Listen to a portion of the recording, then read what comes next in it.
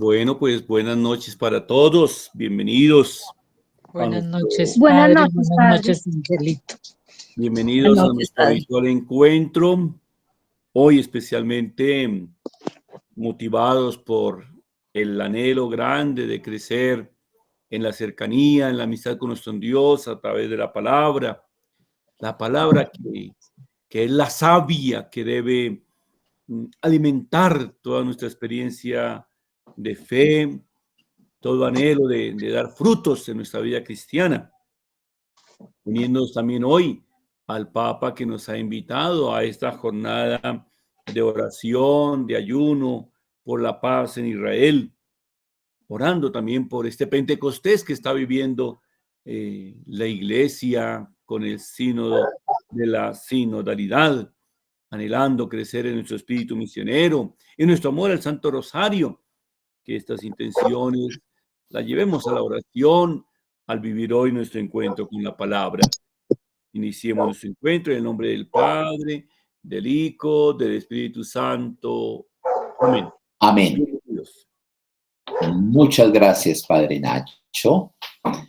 Muy buenas noches para todos. Un nuevo encuentro y con este ramillete de tensiones para ponernos en este ambiente de oración y, por supuesto, en este primer momento para continuar nuestra reflexión sobre la familia como un camino de santidad. Vamos de una vez a estos minutos, 12 larguitos, de la tercera parte de esta conferencia. Sigámosla con la atención para que podamos tener una breve reflexión y recoger los frutos de este bello mensaje.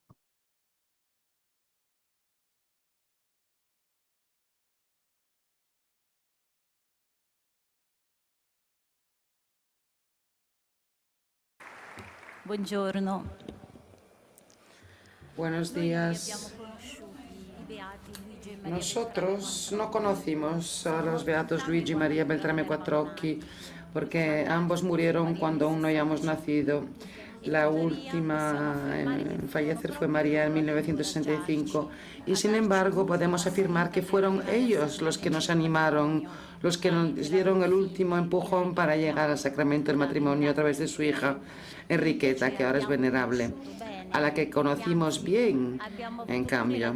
Y además tuvimos incluso la gracia de que fuera nuestro testigo de boda.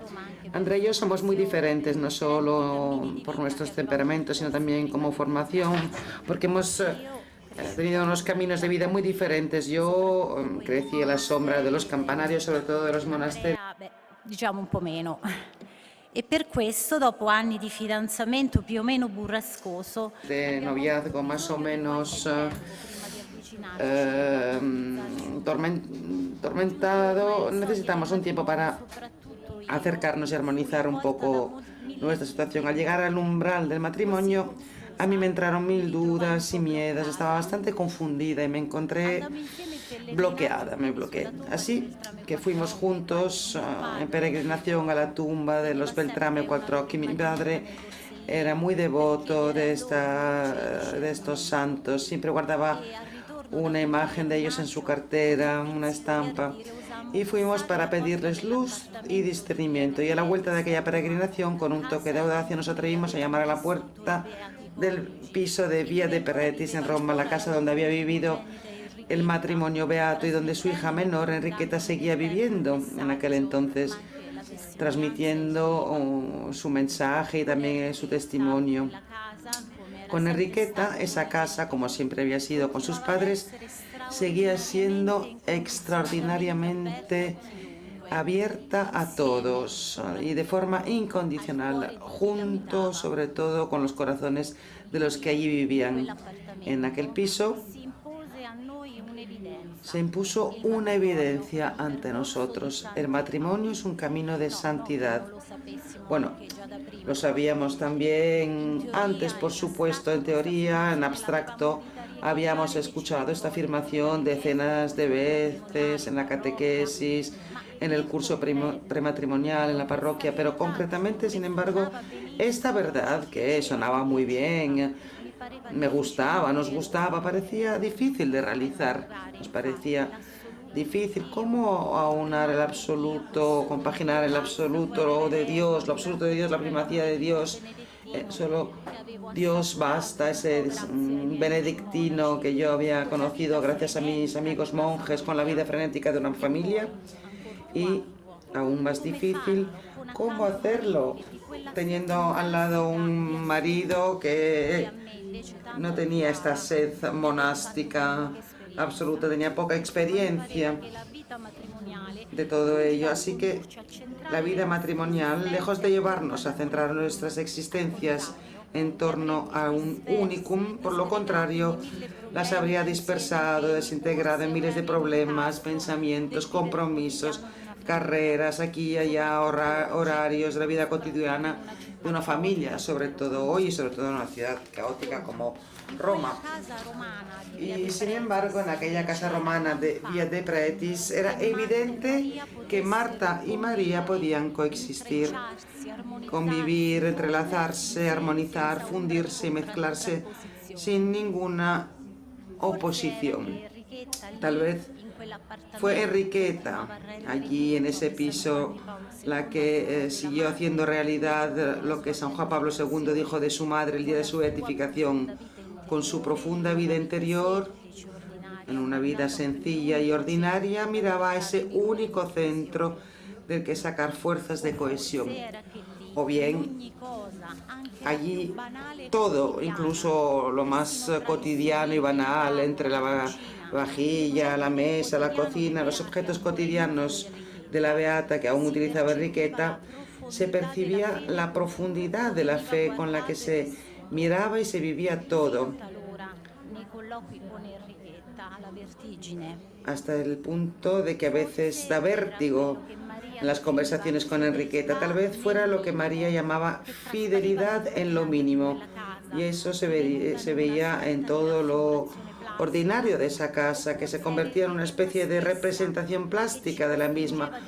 O tal vez fuera la propia Enriqueta la que nos obligaba continuamente a elevar la mirada por encima de las cosas, para mirar las cosas a partir del techo hacia arriba, buscando el punto de vista de Dios.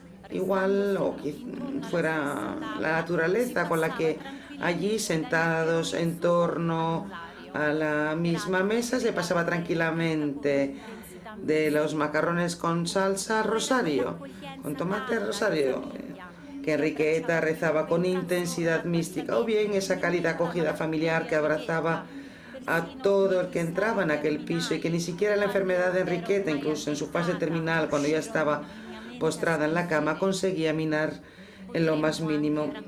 También podríamos contar de qué forma Enriqueta sabía escuchar profundamente a los demás, mucho más allá de las palabras, signo de un hábito bien arraigado en la familia, y cuando había necesidad, y bien sabe Dios que a menudo había una gran necesidad, también sabía corregir. Tal vez era el feliz fiat que Enriqueta atestiguaba en toda su vida cotidiana. Para ella, entre la vejez y la enfermedad, era también bastante débil. Solía exhortarnos: hay que tener un gran respeto por los acontecimientos, porque o son la voluntad de Dios o son simplemente un permiso.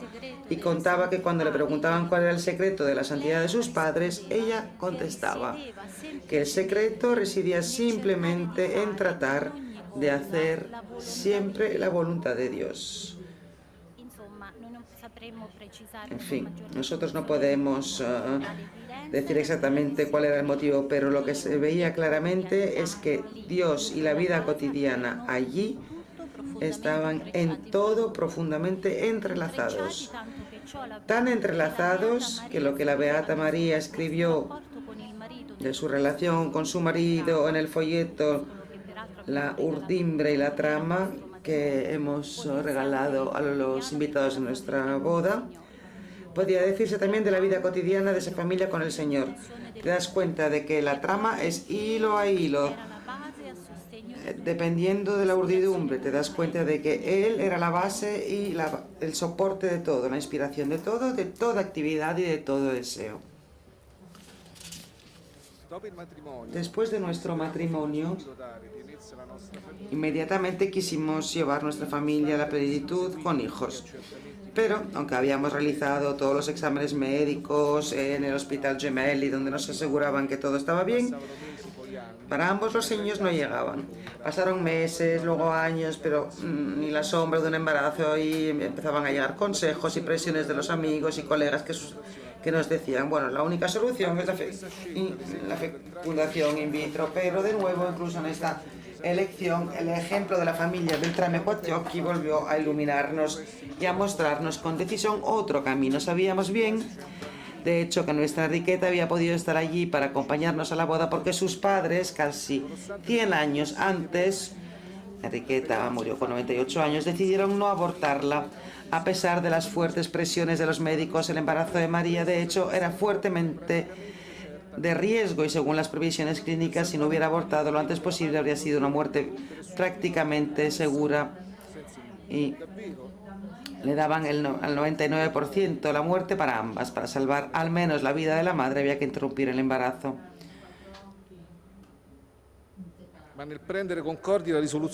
Pero tomaron una decisión contraria. Lo confiaron todo a la providencia. Sabemos qué ocurrió. El embarazo se desarrolló bien para madre e hija, a pesar de los momentos de ansiedad. Y Enriqueta nació sana y salva y vivió casi un siglo junto a sus padres, convirtiéndose en su apoyo en la vejez. Y a partir de ese testimonio nosotros decidimos confiar en la providencia sin recurrir a la procreación asistida y optamos por la adopción. Desde hace 3 años somos padres del niño más maravilloso que jamás hubiéramos podido desear. Un niño maravilloso, bueno, ahora está en el umbral de la adolescencia. Que ogni giorno ci fa straripare il cuore di amore. Cada día nos llena el corazón de amor y que desde luego jamás cambiaría por otro niño en el mundo, aunque fuera un príncipe, un rey, un genio, un emperador o incluso un hijo biológico. Un hijo que ha realizado plenamente la palabra de Jesús. Quien acoge a uno de estos pequeños me acoge a mí. Una palabra que como promesa nos ha acompañado de forma constante, especialmente en las últimas etapas del proceso de adopción.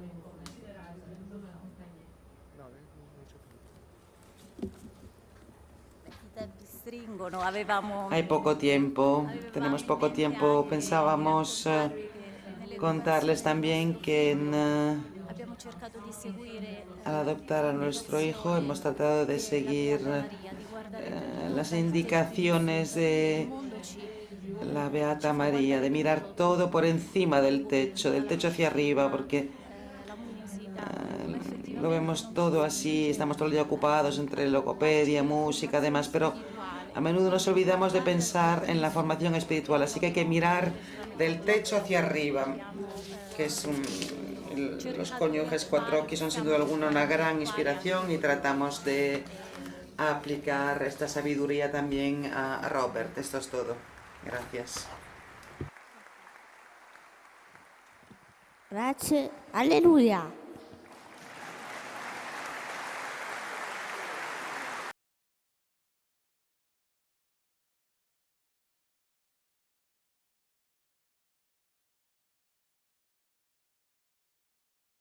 Hemos llegado al final de esta quinta conferencia, la familia como un camino de santidad. Habría tantas cosas para profundizar, hasta para preguntar. Lo que quiero en este momento manifestarles es: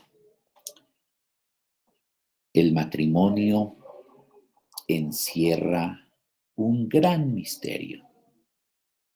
Y sabemos que lo que define al misterio no es el desconocimiento, sino que no alcanzamos a comprender todo. Siempre es una mina de revelación. Y aquí con este matrimonio de los Beltrame Quattrocchi, Luigi y María,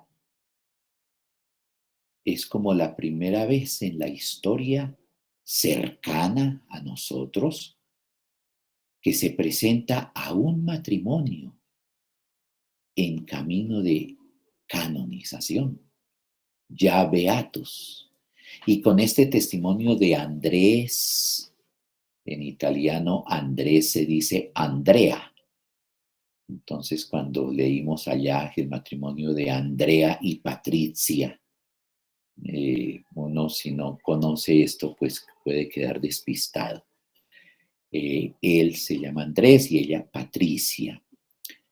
Después de haber escuchado el testimonio del hijo adoptivo de Enriqueta, Enriqueta es la hija de los beatos Luigi y María Beltrame Quattrocchi, y que ese Francesco, que fue la primera parte de la conferencia, era hijo adoptivo de Enriqueta.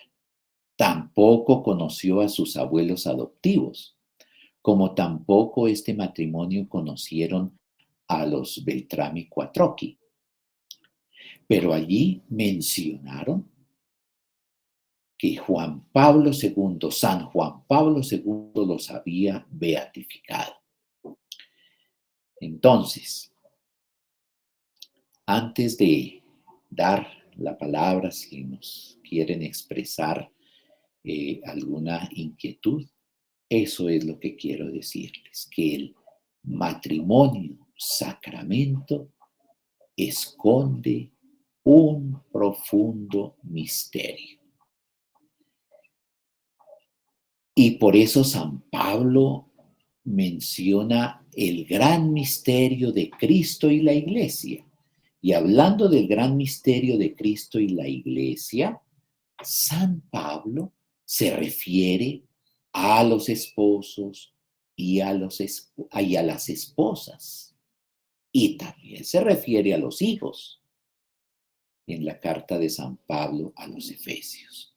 Por eso yo digo que todos los unidos por el sacramento del matrimonio, los que se sientan llamados a celebrarlo y vivirlo, es un sacramento que, como todos los sacramentos, guardan un profundo misterio que yo creo que estamos en un momento de la historia en que es necesario escrutar ese gran misterio.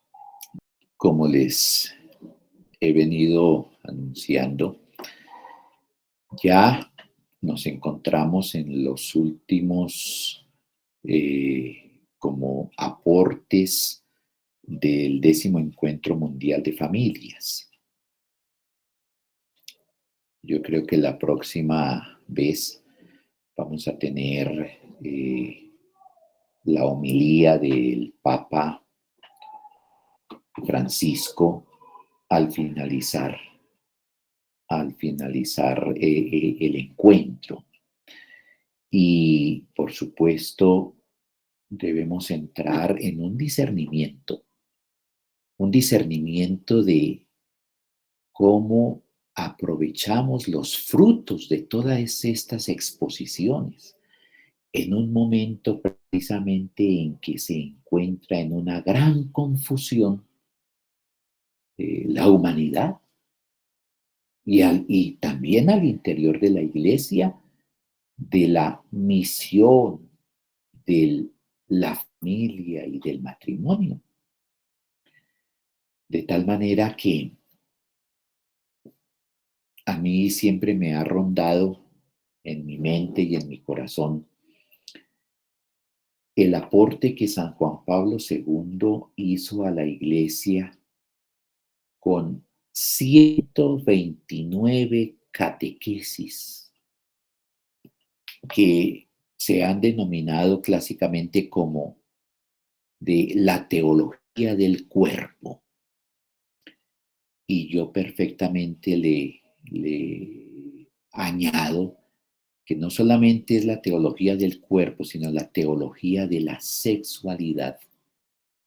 De tal manera que esas catequesis son un arsenal, una riqueza que pues me atrevo a ir sugiriendo en ese discernimiento que seguramente con el padre Nacho también vamos a hacer, con Fabián, con todos, con Hernando Eliseo, que también nos acompaña, y Estela, eh, para ver qué nos inspira el Espíritu Santo para la iglesia, de lo que podamos aportar.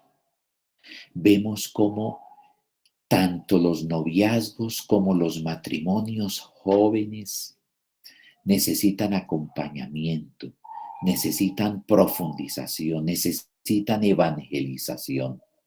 Y también cuántos matrimonios de varios años también necesitan acompañamiento en la iglesia. Bueno, no sé, padre Nachito, si sobre esto nos quiere dar algún aporte. Sí, yo pienso que es vacilar esta temática en torno a la familia, en torno al matrimonio. Es muy compleja toda esta realidad y por lo mismo de mucha riqueza, de mucha posibilidad. Yo me atrevería a darle gracias a Dios por quienes hacen el esfuerzo de llegar a la familia, de llegar a la realidad de los hogares. Aquí en Gachancipá, por bondad de Dios, hemos iniciado ya el domingo pasado una reflexión con un buen grupito de parejas y vamos a continuar cada 15 días. De verdad que para mí es motivo de satisfacción esa posibilidad, porque veo que sí, es urgente porque son muchas, pero muchas las circunstancias que hacen urgente esta reflexión, esta escucha, este discernimiento en torno a la familia. Bien, padre Nacho. Sí. Entonces, continuaremos en ese discernimiento para ver cómo aunamos esfuerzos e iniciativas para poder seguir en ese vínculo eclesial con la parroquia de Gachancipá y con todos los que nos visitan de las distintas parroquias y lugares. Bueno, vamos a dar paso a nuestro segundo momento de la lección divina. Al comenzar nuestro encuentro, el padre Nacho nos ha convocado a reunirnos en nombre de la Santísima Trinidad. Por eso, renovemos nuestra disposición para la oración. Y estas imágenes nos vienen muy bien en este momento. En primer lugar, la oración de Jesús. Sabemos por el Evangelio que Jesús muchas veces se retiraba solo a orar, a la montaña y en las noches también. Y en los momentos coyunturales de su ministerio, Él antecedía esas grandes decisiones de una profunda oración. Por otra parte, esas dos manos también nos muestran cómo el ser humano está en búsqueda y levanta sus ojos al Altísimo. Y ese encuentro entre Dios y el ser humano se puede dar porque en el fondo de nuestra fe creemos que Dios se deja encontrar. No solamente se deja encontrar, se manifiesta, se revela. Entonces, nuestros ojos de la fe necesitan ser purificados, ser limpiados para poder contemplar esa revelación. Y las otras dos imágenes nos muestran la labor de una abuelita por su nieta al contemplar la palabra de Dios, la revelación de Dios. Cuánta escuela las familias realizan con sus hijos, con sus nietos, para acercarlos a la oración. Y la última figura nos muestra a una comunidad. 3 personas allí reunidas, con sus manos unidas y posadas sobre la Sagrada Escritura. Que esto nos disponga para poder hacer nuestra invocación al Espíritu Santo, que el Padre Nacho nos va a hacer el favor de realizarla.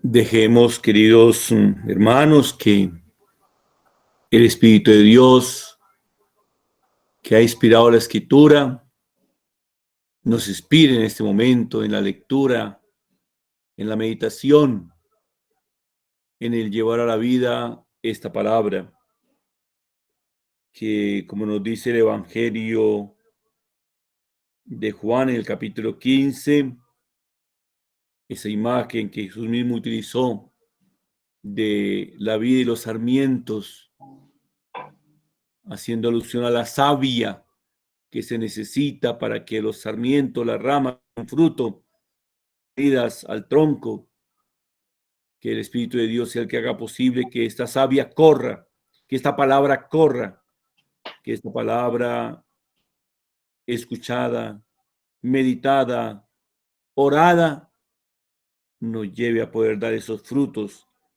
que el mundo está esperando de nosotros, que necesitamos dar para sentirnos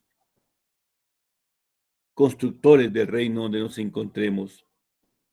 Oh Señor, envía tu Espíritu y que tu palabra sea esa savia que nos lleve a tener vida y a dar los frutos que esperas de nosotros. Envía, Señor, tu Espíritu y renueva nuestras vidas. Dispongámonos ahora a la escucha y la acogida de esa palabra. Hoy pues vamos a tener el Evangelio del próximo domingo, pero la atención y el recogimiento con que la escuchemos y acojamos, inspirados en el Espíritu Santo, como lo acabamos de hacer, es para que esa palabra sea semilla, sea fecundada y en nuestra vida produzca frutos en espíritu de iglesia. Padre Nacho, si nos puede hacer el favor de proclamarla. El Señor esté con ustedes. Y con tu espíritu. Lectura del Santo Evangelio según San Mateo. Gloria a ti, Señor. En aquel tiempo se retiraron los fariseos y llegaron a un acuerdo para comprometer a Jesús con una pregunta. Le enviaron a algunos discípulos suyos con unos herodianos y le dijeron: Maestro, sabemos que eres sincero y que enseñas el camino de Dios conforme a la verdad, sin que te importe nadie, porque no te fijas en apariencias. Dinos, pues, ¿qué opinas? ¿Es lícito pagar el impuesto al César o no? Comprendiendo su mala voluntad, les dijo Jesús: Hipócritas, ¿por qué me tientan? Enséñame la moneda del impuesto. Le presentaron un denario. Él les preguntó: ¿de quién son esta imagen y esta inscripción? Le respondieron: del César. Entonces le replicó: pues den al César lo que es del César y a Dios lo que es de Dios. Palabra del Señor. Gloria a ti, Señor Jesús. Para disponernos a la asimilación, recordemos la pregunta: ¿qué dice el texto? Evitemos pensar en la otra pregunta que vendrá después. ¿Qué creo que me dice el texto? No, aquí se trata es de literalmente qué dice. O sea que entre todos vamos a reconstruir el texto que acabamos de escuchar para entenderlo y comprenderlo mejor. O sea, la letra del texto.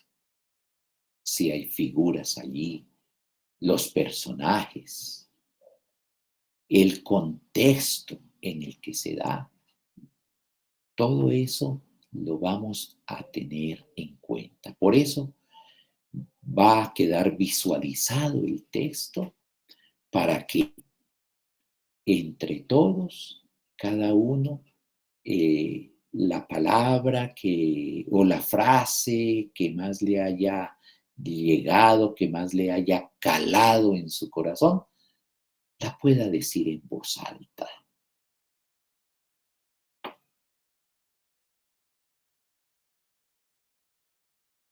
Se retiraron los fariseos.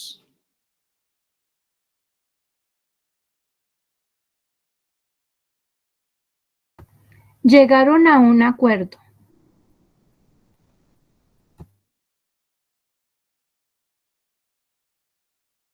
Maestro, sabemos que eres sincero y que enseñas el camino de Dios conforme a la verdad.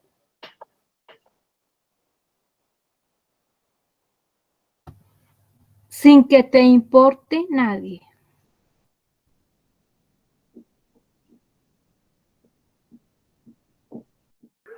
¿Es lícito pagar el tributo al César o no?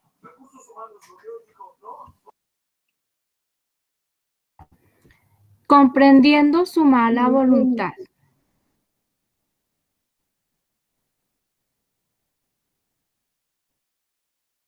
Pues den al César lo que es del César y a Dios lo que es de Dios.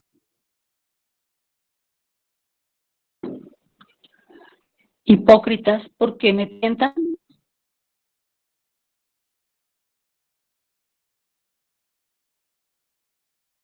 Le enviaron algunos discípulos suyos con unos herodianos.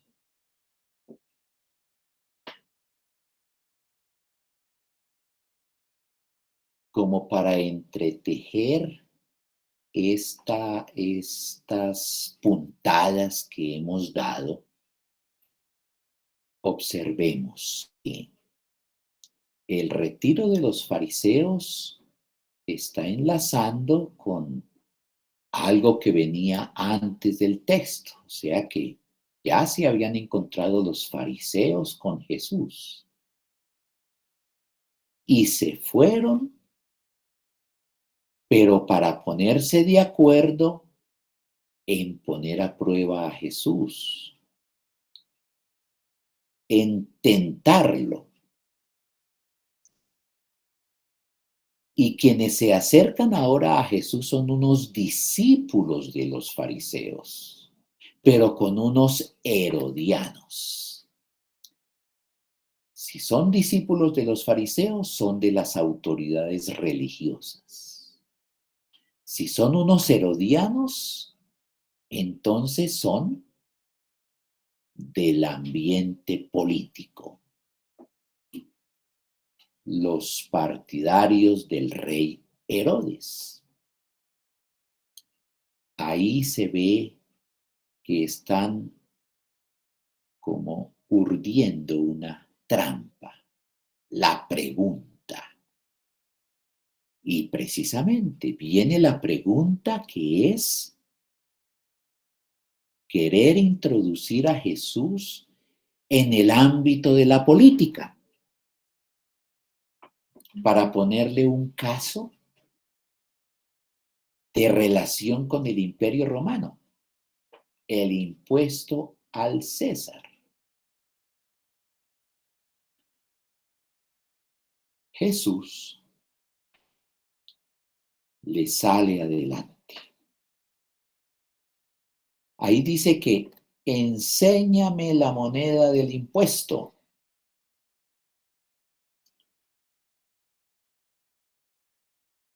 No dice denme la moneda del impuesto. Y le presentaron el denario, pero no dicen que Jesús lo hubiera tomado en sus manos. No. Hace la pregunta por de quién es la imagen y de quién es la inscripción. Y después entonces la respuesta que les da Jesús. Al César lo que es del César, a Dios lo que es de Dios. Entonces, al César, la moneda. Si la moneda tiene la imagen del César y la inscripción del César, entonces, ¿a quién se referirá cuando dice a Dios lo que es de Dios? Por eso viene la pregunta de ¿dónde está la imagen y la inscripción de Dios? Dejo esa pregunta abierta para poder pasar a nuestra meditación. ¿Qué me dice el Señor a través de este texto de San Mateo? Ya vamos a otro plano. Ya, ¿cómo acogemos a nuestra vida esta palabra? ¿Qué va a iluminar en nuestra vida esta palabra? ¿O qué preguntas me va a despertar?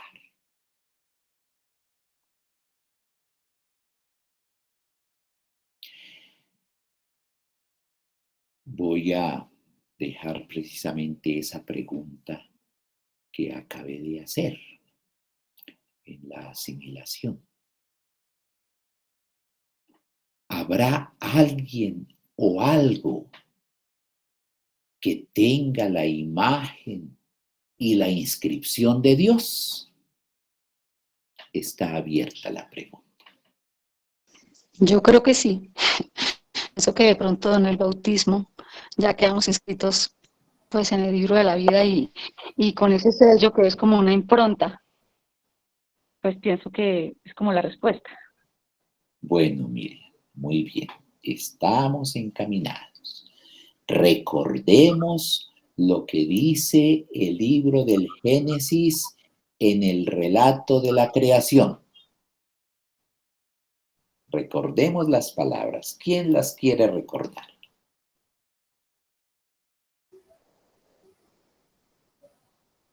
¿Cómo creó Dios al hombre, varón y mujer?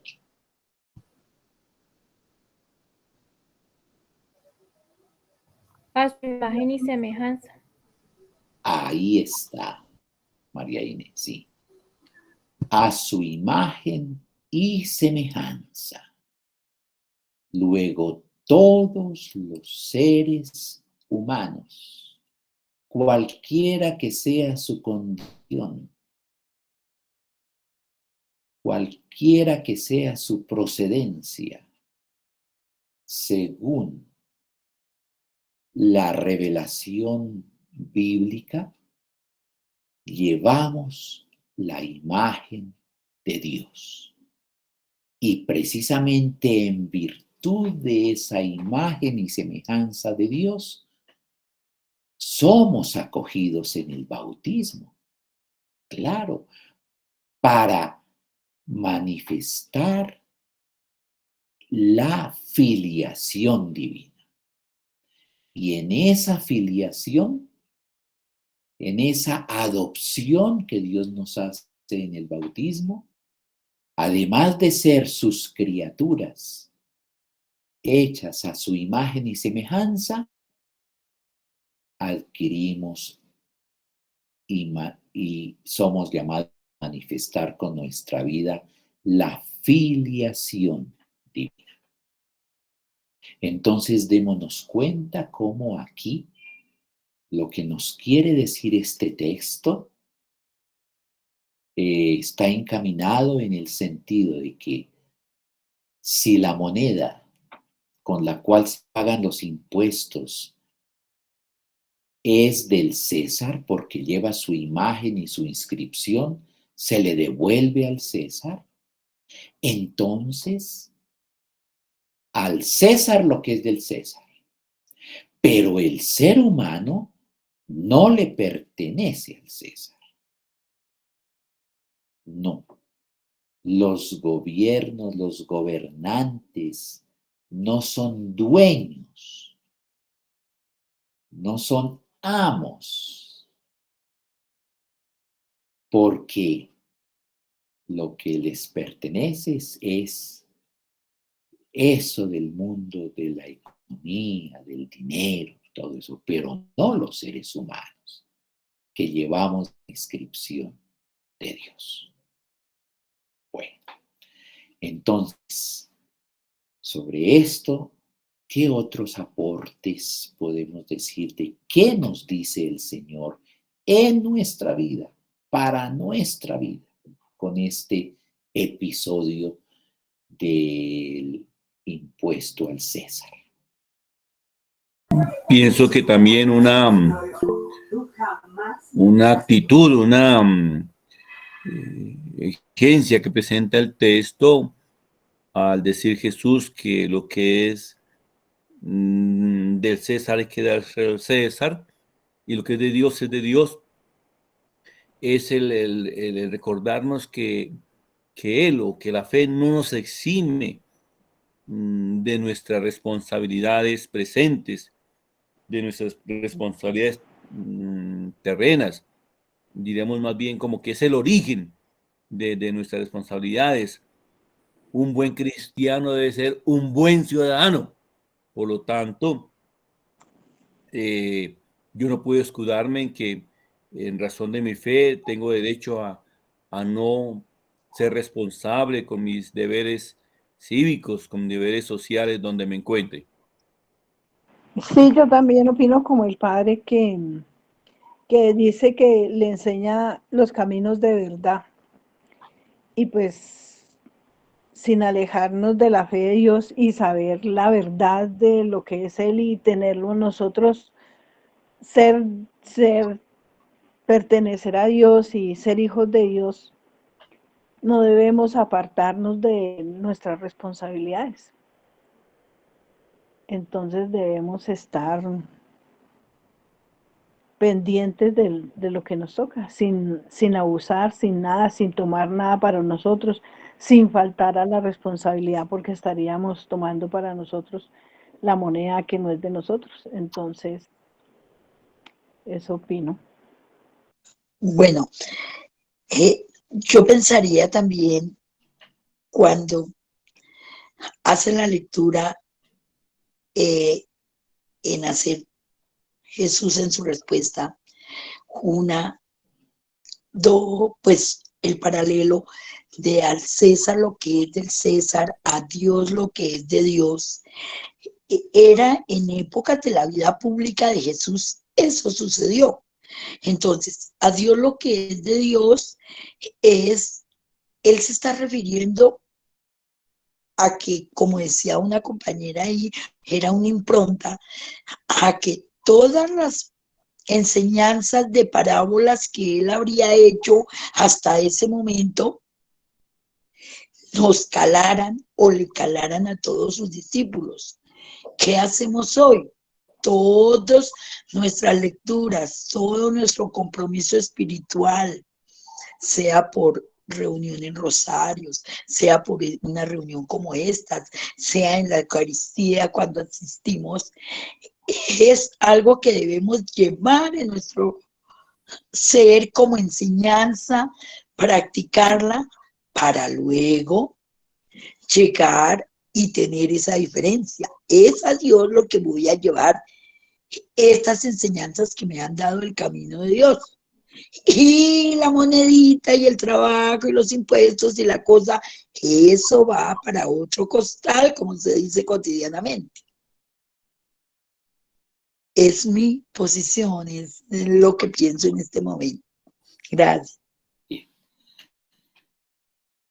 Entonces, recogiendo estas maravillosas ideas que acabamos de expresar, démonos cuenta cómo también la moneda, que es del ámbito de la economía y de la política, está al servicio del bien común, de la convivencia. Porque de la manera como se trate el dinero, se va a dar en las comunidades el tipo de convivencia. Mientras eso sea el recurso para el bien común, para la construcción de las comunidades, pues está cumpliendo. Y la responsabilidad que nos recordaba el padre Nacho, todos. Pero cuando esa responsabilidad se vuelve en irresponsabilidad porque se manipula los deseos de riqueza, las trampas, los robos, todo eso daña el bien común, daña la convivencia, daña la comunidad. Y cuando se comercia con las personas, cuando se les pone valor a las personas, ahí sí que se llega a la debacle. Y en la Sagrada Escritura hay 2 ejemplos en que a las personas se les puso precio. Cuando los hijos de Jacob, los hijos de Israel, le pusieron precio a su hermano José y lo vendieron. Y después él se convirtió en el salvador de sus hermanos. Y a Jesús también le pusieron precio por unas monedas. El traidor lo vendió. ¿Y en qué se ha convertido? Jesús ha manifestado su filiación divina, ha manifestado los misterios de su resurrección, redención, salvación para el ser humano. Hoy en día hay tanto comercio con las personas que se les pone precio a las vidas mismas de las personas. Entonces, esas son preguntas que nos quedan en la vida. ¿Para qué nos dice a nosotros esta palabra? Nunca ponerle precio a las personas.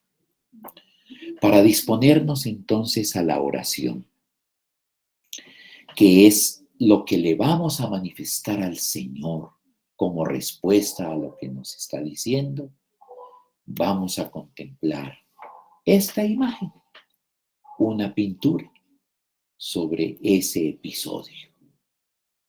Observemos cómo Jesús sus dos manos las está dirigiendo en dos aspectos. Su mano derecha la está dirigiendo a la moneda en las manos de ese fariseo, puede ser, o herodiano, seguramente es un herodiano el que le mostró la moneda, porque es el representante de Herodes.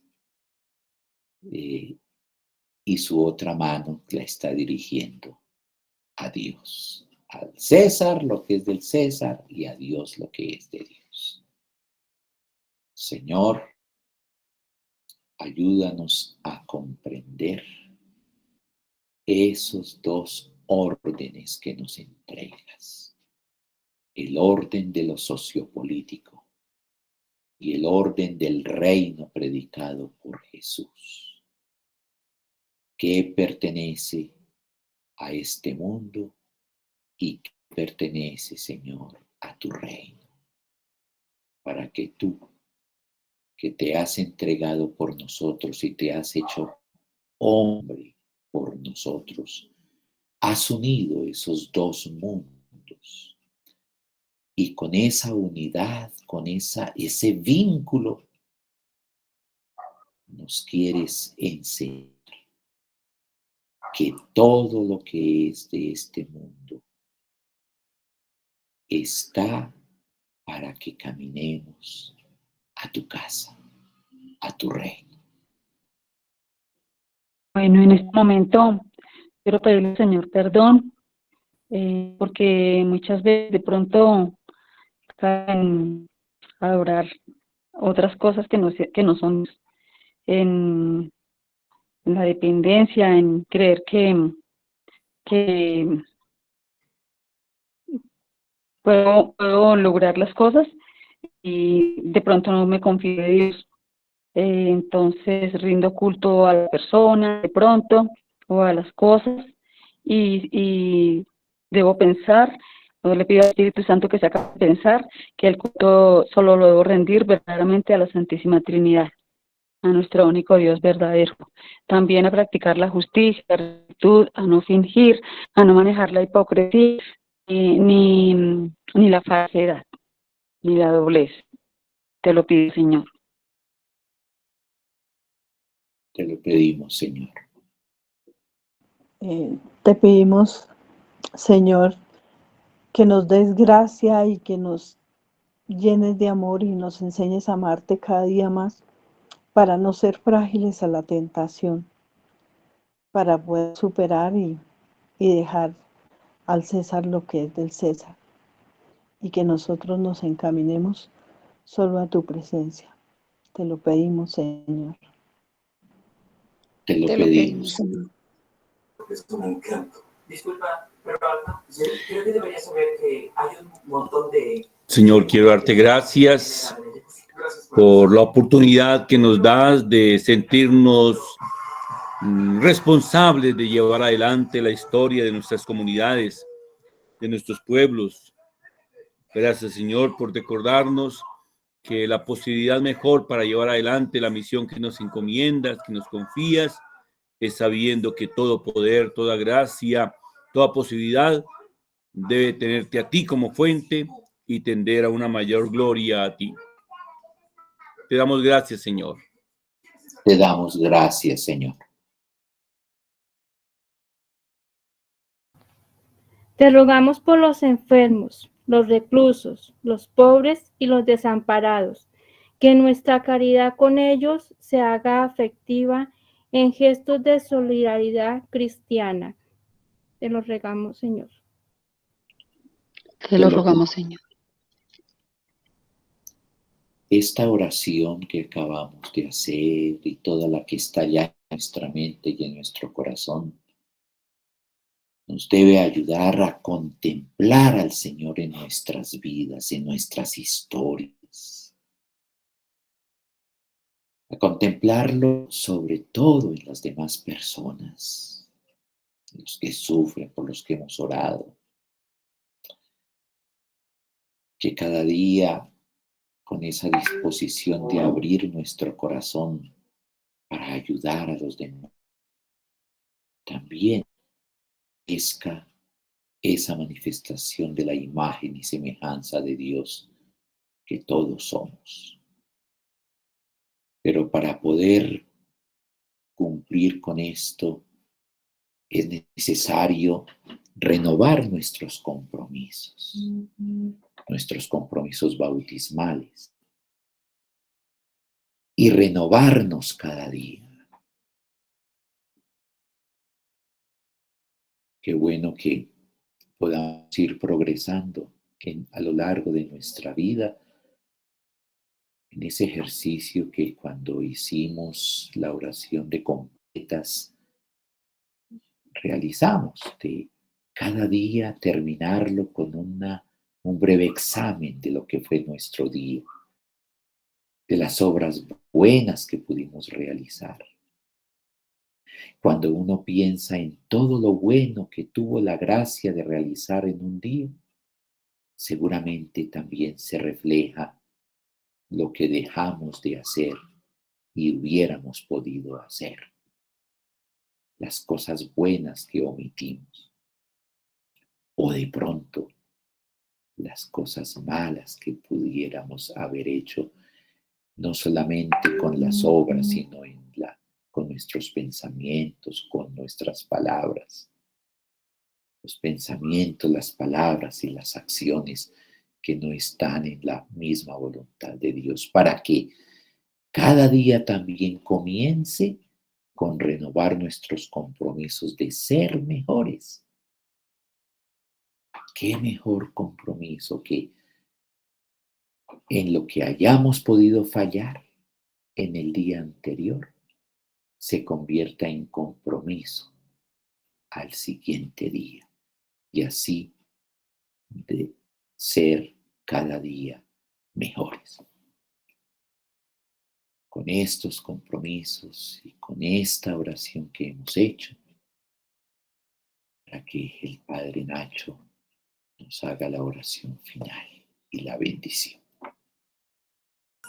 Pues le damos gracias a Dios por esta oportunidad que nos ha brindado de acoger esta palabra y de ver su actualidad en este momento, incluso en que nuestro país nos está pidiendo responsabilidad civil. Que nuestro buen Dios sea el que nos guíe en las acciones que realicemos, en el asumir nuestras responsabilidades, en el caminar en sinodalidad, es decir, caminar con nuestra comunidad, pero cada uno asumiendo responsabilidades en el construir realmente esperanza cierta para nuestros pueblos. Que Dios a todos los ilumine para tomar decisiones que más convengan a la luz de esta palabra en sus historias personales. Dios a todos les bendiga, en el nombre del Padre, del Hijo, del Espíritu Santo. Amén. Amén. Muy buen descanso para todos. Muchas gracias, Padre Ignacio. Gracias a todos los que han asistido y que este encuentro nos deje mucha luz que podamos irradiar en nuestra vida. Muy amables. Bueno, Padre Nachito. Gracias, muy amables. Que Bendiciones pasen para una todos. feliz noche. Gracias, muchas gracias.